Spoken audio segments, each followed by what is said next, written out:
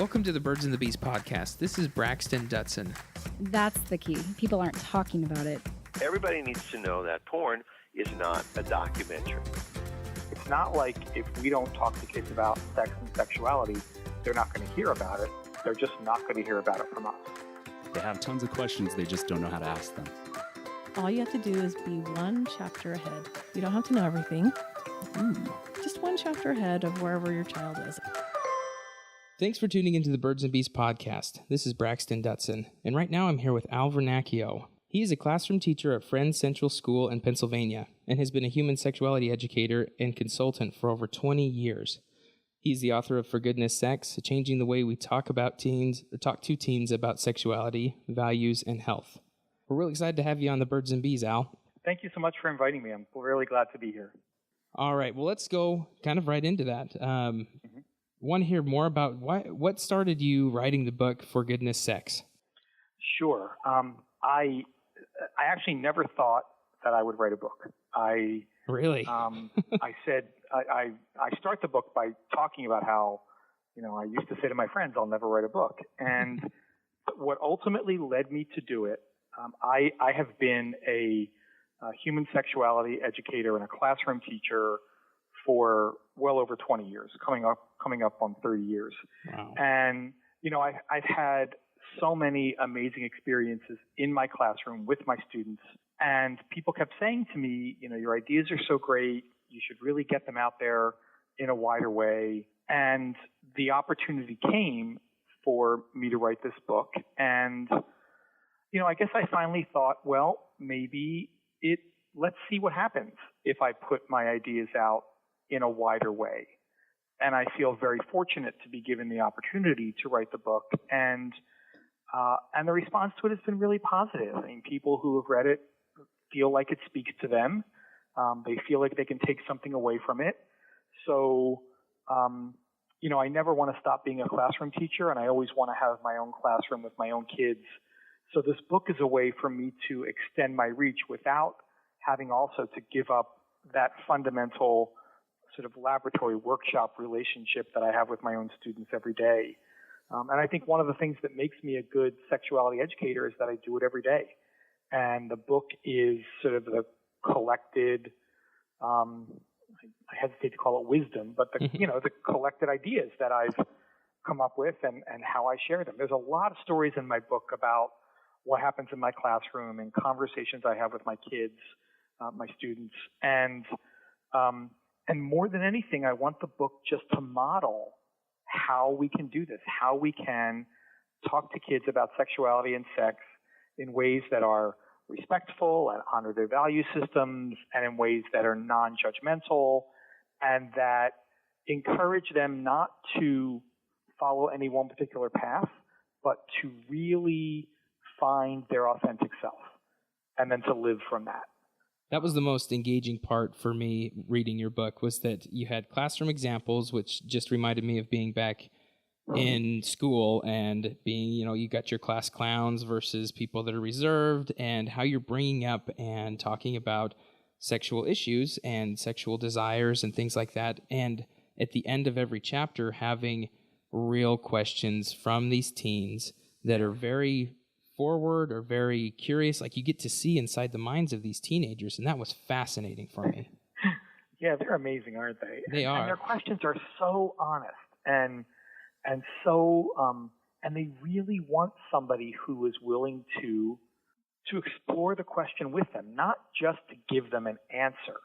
Because one of the things I try to do when I answer a student's question is not just, if they want to know what A plus B is, not just give them C, but also to help them see maybe what brought up that question and what's some essential background information you need to answer that question, and that it's natural and normal to want to ask this kind of question.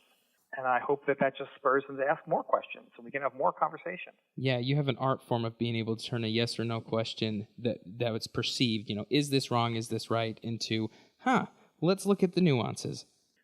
Yeah, my students aren't always pleased when I do that. But I'll bet they're not.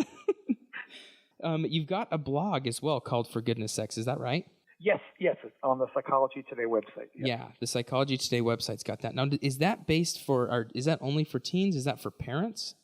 No, that's for anyone. That's for parents, anyone. teens, for any person who's interested in, ideas around healthy sexuality. How do you submit to something like that, or if you have questions? So there are a couple ways to do that. One is you can submit questions from the blog itself.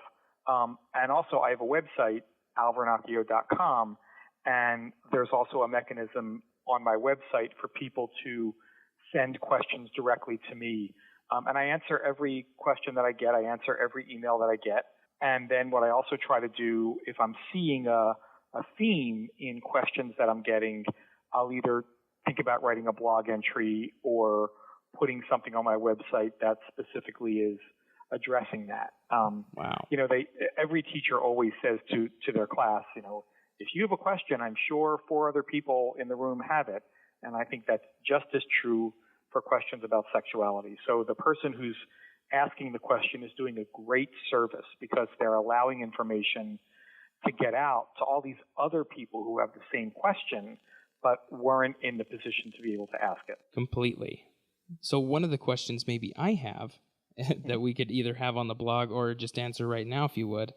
What is sexuality versus sex? There's this base that seems to be like, oh, we're sexual beings, but what's that difference? Yeah, that is such a fundamental difference, and it's such an important question to start with. So most people see sexuality and sex as kind of the same thing, and they're absolutely not, from my perspective. When we talk about sex, if we're talking about sex kind of as a noun, that usually means something biological. So what are the biological parts that we have as a human being, or how do the bodies that we have work? If you're talking about sex as a verb, that often means sexual activity. So what are the things people do when they get together in sexual situations? Both of those things are part of sexuality, but neither of them encompasses the whole of sexuality.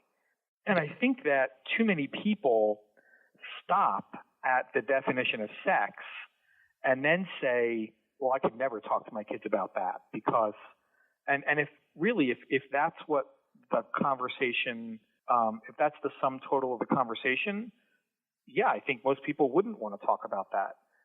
But that's not it. So sexuality is much bigger. I think about it this way.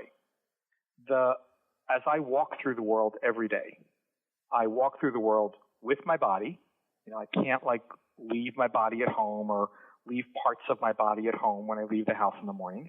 Mm-hmm. I walk through the world with a sense of who I am in terms of my gender identity. So I feel like I'm a man, and then I express that to the world in all kinds of ways, what I wear, how I move, what I do, how I speak. And then the world reacts to me based upon all that. And I walk through the world having a heart that feels, and that I have sexual desires, I have romantic desires, I have intimate desires.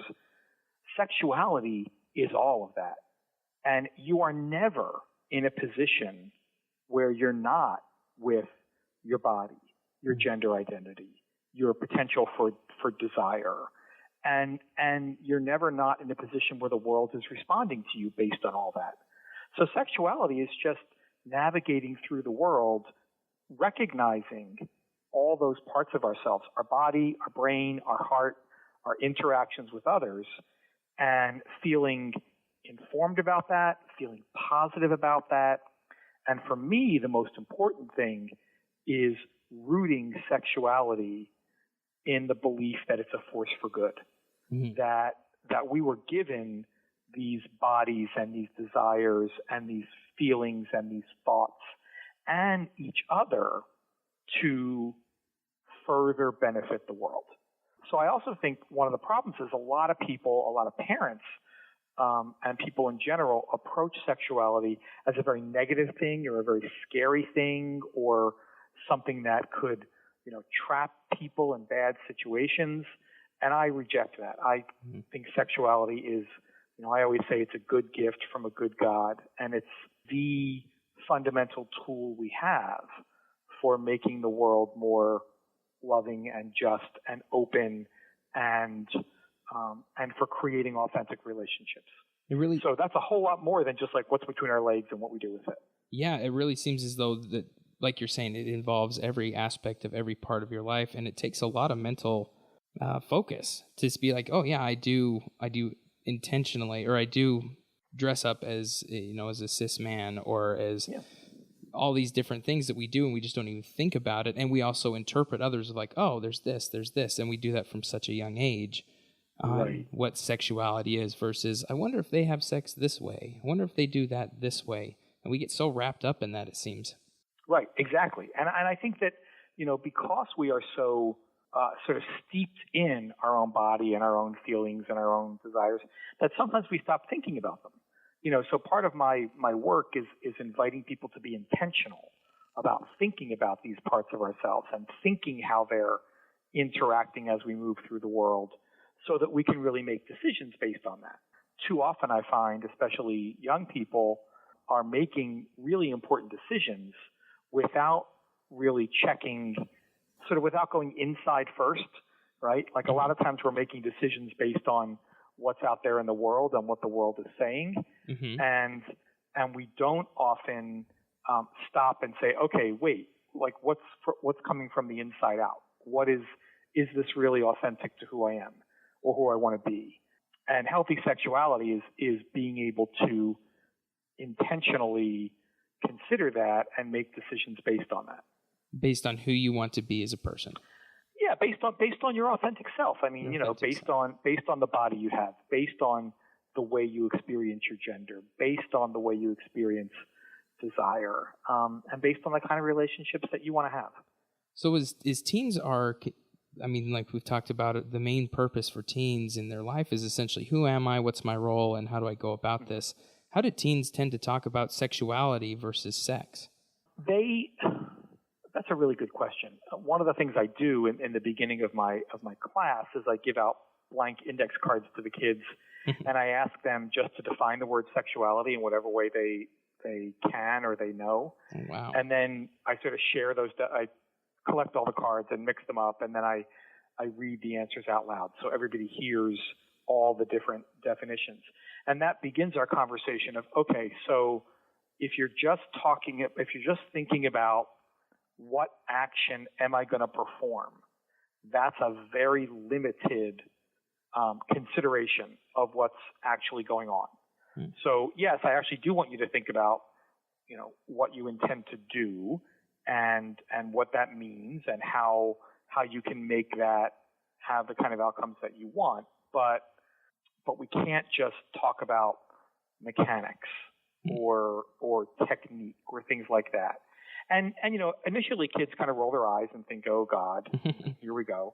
But I really find as we go through the class together that they're hungry for this invitation to think in a different way. And it really does impact how they live their lives. And I'm really proud of that. And I'm really proud of them for being willing to expand their own thinking around what is it to be a sexually healthy young person. And it doesn't mean they're still not interested in, being sexual and having sex and feeling turned on and all that. That's absolutely normal. But, let's put that in a context that is bigger than just that. Completely. Parents, as I've worked with parents, some of the things that the disillusion or the illusion that they have is that if we don't talk about it, teens aren't really curious about it. They're not going to be looking into it.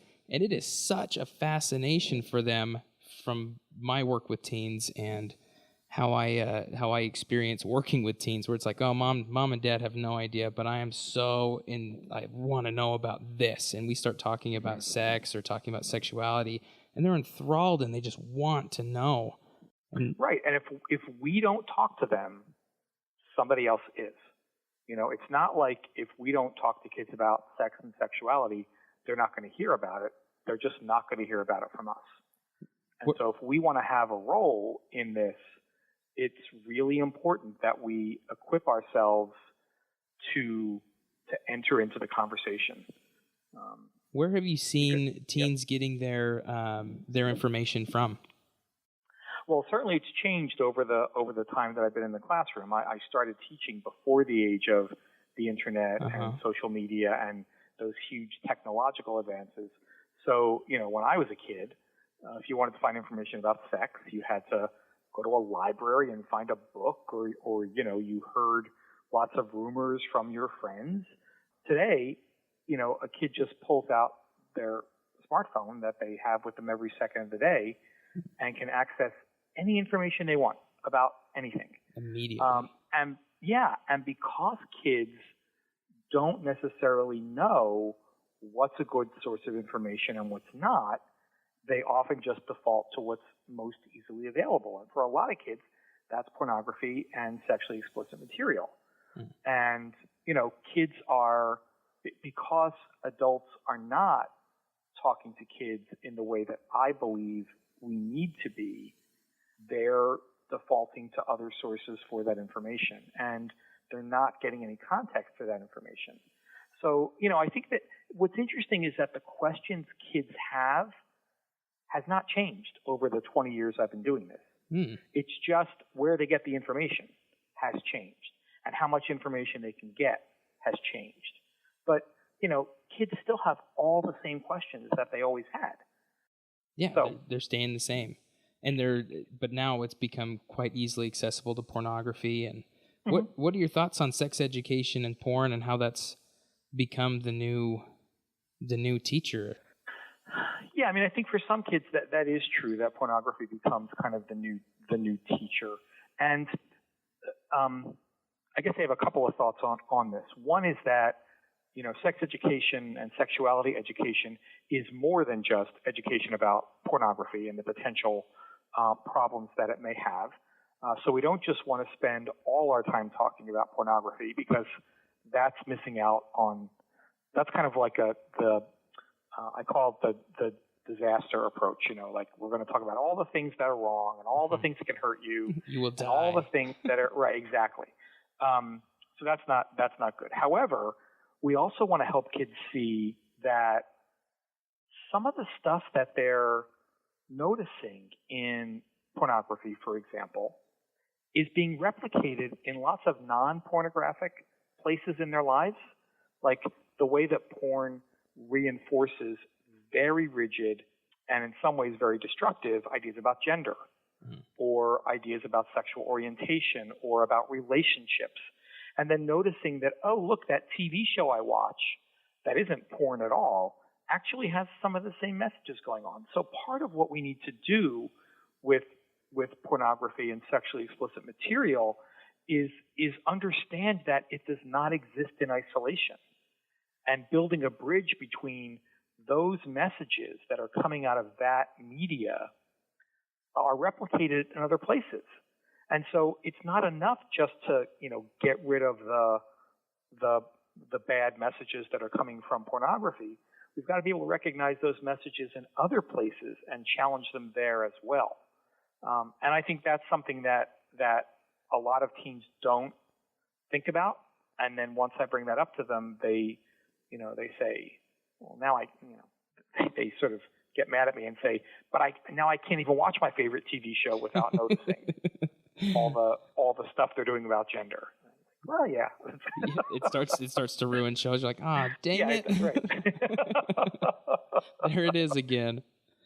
So having this piece of education, they start to recognize, and it influences what their decisions are, what they're seeing in the media as well as in their daily lives. A lot of what I do in my classroom is media literacy, because we live in a media-saturated society. So, and media is television and movies and pornography and Facebook and Snapchat and any time we're interacting with the world through some kind of screen, there's a set of skills that can be useful in understanding what's coming at you, what's its intention, and how do you respond to that. So again, the pornography discussion doesn't happen in isolation. It's part of a larger conversation about the messages the world gives us about ourselves and our bodies and our relationships. And how we think about those. Yeah, more than just the mechanics again of right. Solidifying just pornography or just the mechanics of sex or just gender, things along those lines. Mm-hmm. I'm wondering about a lot of people here, especially in Utah, there's a constant discussion about talking to teens about sex and how that can influence them to have sex. And as we're talking, we're like, what does sex even mean? Like, what are we talking about? But without that nuance, what are your thoughts about talking to kids about sex and then them turning around and experimenting with the mechanics of sex? Okay. So there's no data. There's no, reliable peer-reviewed research that says that talking to kids about sex makes them have sex or have sex earlier or have more sex. As a matter of fact, what the research shows is that when parents talk to kids about healthy sexuality, those kids are more likely to delay the onset of sexual activity. They're more likely to use safer sex behaviors the first time they have sex, and that they are more likely to have a sense of comfort's the wrong word, but that they feel more empowered about it. So, every time an adult says to me, well, we can't talk about it because that's just going to make it happen, the reality is that talking about it is one of the things. Talking about it can't stop it from happening or make it happen. Talking about it can just change what happens when it happens. And we can make it a much healthier experience and a much better experience for kids.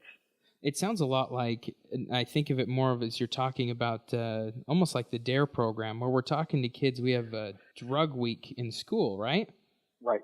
And we're not necessarily saying, all right, don't use heroin and marijuana and all that stuff. We're teaching about the dangers of it. We're teaching about how to recognize it, how to see it, what possible things happen. And it doesn't mean every kid that they talk about in these elementary schools then go out and like, oh, there's heroin? I got to go find some of that. Right. Right. Exactly. And I would just say that the difference between something like the DARE program and sexuality education is that a human being really can live their entire life without ever, coming in contact with or experiencing, illicit drugs. But no human being can go through their life and not experience sexuality because it's part of our every minute, every day. So, and I think that changes the way we talk about it with young people. Yeah, 100%. Because you can't just say sex is bad, don't do it, and then those that get into it, you work to get them out of sex. So this is a sexuality piece. Right. The job is not to stop all people from having sex at all times.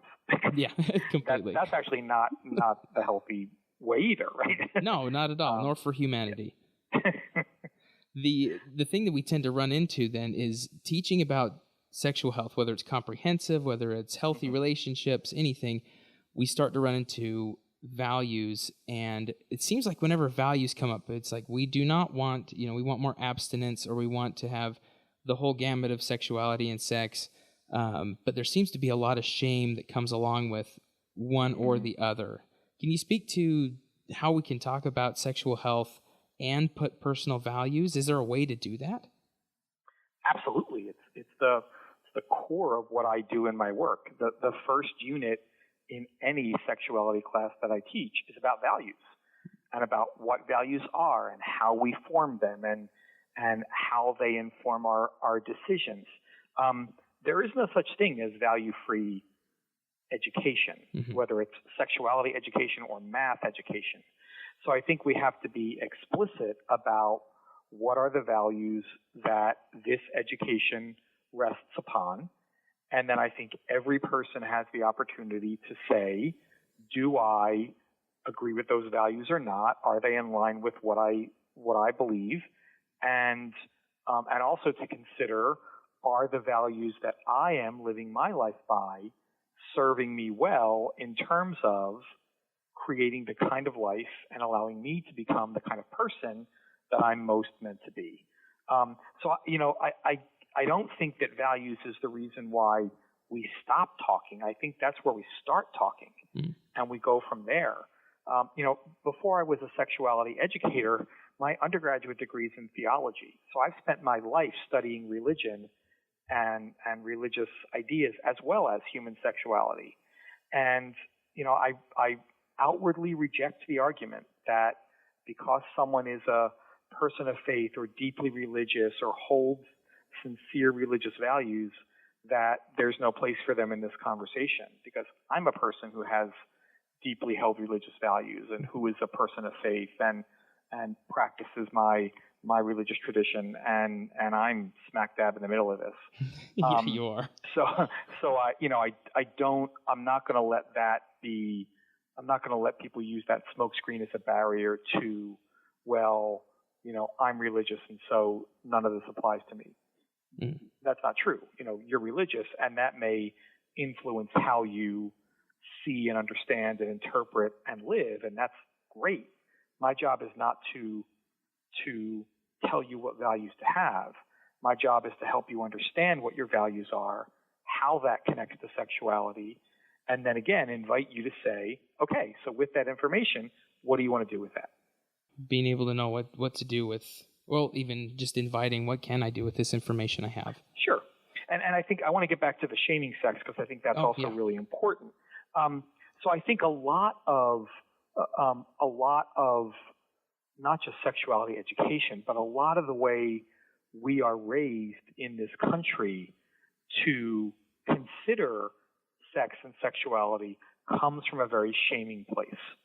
If you look at other cultures around the world, and I'm not talking about really obscure places, I'm talking about Europe, you'll find that the society is much more, some would say relaxed, some would say comfortable. I would just say that they see sex and sexuality as a normal, natural part of life, rather than sort of the darker, more sinister side of life. So if you approach sex and sexuality in any way from that shaming place, you're not going to get healthy sexuality as a result. You're going to get really anxious, misinformed, unhealthy sexuality, and that's not the goal. So I'm not saying that religion and sex can't speak to each other. They absolutely do. And religion doesn't always shame sex, and it shouldn't. I mean, the Creator gave us the ability to be sexual people and to reproduce. And, this is all part of the plan. And so how do we use it in the most loving, healthy way to create justice and fairness and love in the world? And if you start from shaming, you can't do that. Now, so that is one place. Yeah. Does shaming start with do's and do nots, or with threats, kind of like you said, that versus the porn model and the destructive model? Yeah. That? I mean, it starts in a million ways. It starts from, little kids being told that touching their genitals is bad. It starts from kids being told that because you're a boy, you can't express emotion, and because you're a girl, you can't be rough and tumble. It starts from saying that people who are that there's only one very narrow way to be sexually active in a healthy, proper way. All of that creates shame, and shame is based on fear, and shame is based on misinformation. And so the more light we shine on a topic, the more we can undo a lot of the shaming that's taken place.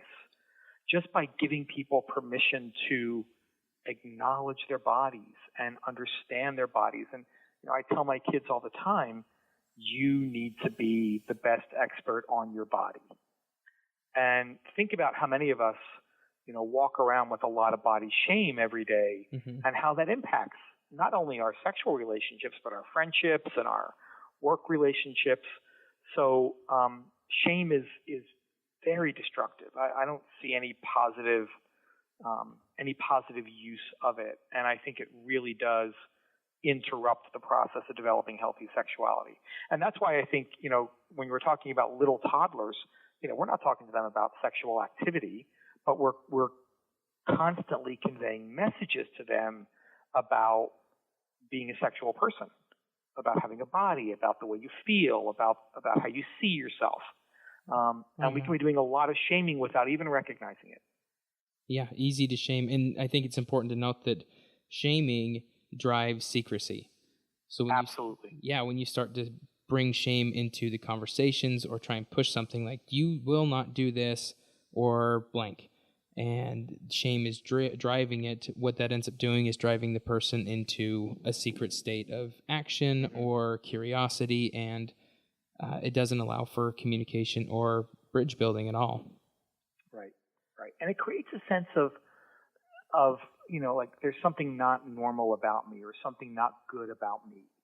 And as you said, that just creates more shame and drives us into more secrecy and creates less opportunity for us to feel loved in the way that I think we are meant to feel loved, in all ways, not just sexually, but just as a human being and a child of God. Yeah, completely. So sometimes it can be really difficult to identify, this is my value of sexuality, or these are my values. And you do a wonderful job of opening up, like, oh, this is how I can identify values. Can you explain a little bit more about the process of saying, oh, this is my value on sexuality? Sure. So values are, at the root, values are things that guide us in making decisions. They're sort of the rules that we either implicitly or explicitly use when we're trying to figure something out. So the really best way to understand what your value is to look at some decisions and actions that you've made. So if you're thinking about, gee, I wonder what my values about money are, well, think about the last 10 decisions you made that involve money. And that can be everything from what you purchase to how you save money to how much you take out from the ATM. And find the common thread that goes through it. Are you somebody who believes that money is a precious resource to be used sparingly? Or are you somebody who thinks that there'll always be enough money and I'm not going to worry about that, I'm just going to use it to enhance my life? So when it comes to sexuality, again, I invite kids to say, think about the last 10 sexual decisions that you made. And that's not just the decision to be sexually active, but, think about the way you have responded to somebody who you thought was cute when they walked by. Think about how you have thought about your body. Think about what media you've chosen to watch. And then what's the common theme? Are you finding that, when I'm doing things around sexuality, I'm really doing it out of a sense of what's going to please other people more than what I really want? Am I finding that the thread is that, I'm really interested in seeking pleasure? Is the thread it's important to follow dictates of my religious tradition or my family traditions or whatever? And if you can find that thread that goes through, then you can identify your value. And what often happens is people think they know what their values are, but when they really critically examine it, they realize it's something else. And then once you recognize what your value is, then you can make a decision. Is this serving me well? Is this the way I want to live my life?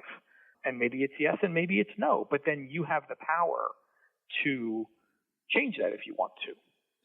Can you do this even in a religious setting where it's like, okay, abstinence, we do this?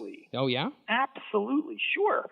Abstinence is a really important value. It's one sexual value among many that people can have. But even thinking about, okay, so I believe in sexual abstinence until marriage. So let's first of all be really clear what that means. Does that just mean not having intercourse? Does that mean having no sexual activity? Mm-hmm. So figuring all that out, and then figuring out, okay, so why is this important? Is it important because it follows a rule that was simply given to me? Is this important because I believe it will lead to the kind of life that I really want or seem meant to have? Is this simply because I don't really trust my ability to control my own thoughts and actions, so this is kind of a way to do that? So when we say abstinence is a value, there's still like a whole lot behind that. Mm-hmm. And figuring out what that is. I've met plenty of kids who choose to be sexually abstinent. Abstinence is a word, as you know, that has a lot of baggage attached to it. Yes. And it creates a lot of reaction. So I often use the term setting sexual limits instead of abstinence. Oh. Right? So people set sexual limits based upon who they are, what they want, that kind of stuff. Yeah. And then they get to examine that, negotiate it, reinforce it if it's working for them, change it if it's not. So there's nothing about being in a religious community or a religious person that will shut down this conversation. It only enhances it. Especially if you start looking behind what abstinence means. What are my values? Yeah, that really would open up a lot of conversations. You can see a lot of values just in, even if someone tells you to do something and that's a part of your religious belief, and you're like, wow, right. I really value obedience and I really value this. Yeah. Right. How can we bring parents into helping them honor their values while having these sexual conversations with their children? Do you have ways of doing that?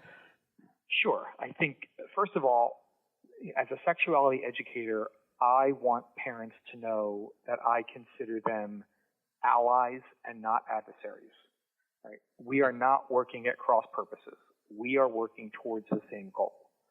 And one of the things I think that parents ought to do, I rarely use the word ought, but one of the things I think parents ought to do is be really clear about their own values when it comes to sex and sexuality with their kids and what the family values are. That doesn't mean that as your teenager gets to be 16 or 17, they're always going to adopt those values. And there's room for conversation there. But what it does mean is that a young person has a really solid sense of what you believe and why you believe it and why you think it's a good guideline for them to adopt. And I think it's really perfectly appropriate for parents of little kids to say, this is the way we do it, and I'm a parent, and that's why. Mm-hmm. But I think when you're talking with teenagers, one of the things we want teenagers to do is to start developing their own sense of themselves and the ability to make decisions. Sometimes that leads to challenging conversations about values. And I think that, again, if we get really sort of uptight and fearful about that, we're not going to be a lot of conversation. But if we can really engage around this, and maybe what we'll find is our teenagers are actually interested in the same kind of things that we as adults are interested in. They're just using different language for it. Mm. Or maybe we find that what's really essential for them at this moment in their lives is really different than what's essential for us. So how do we navigate that? And how do we help kids to be safe and healthy and happy and not to be exploited and not to fall into traumatic situations, while still being able to figure out what it means to be a teenager in the 21st century, which is different than being a teenager in the 20th century. Completely. And I think parents need to remember that. It's like, you don't know what I'm going through. Like, I know exactly what it's like to be 14. And in reality, being a 14-year-old now versus a 14-year-old back in the 90s or the 80s or the 70s, completely different. Yeah.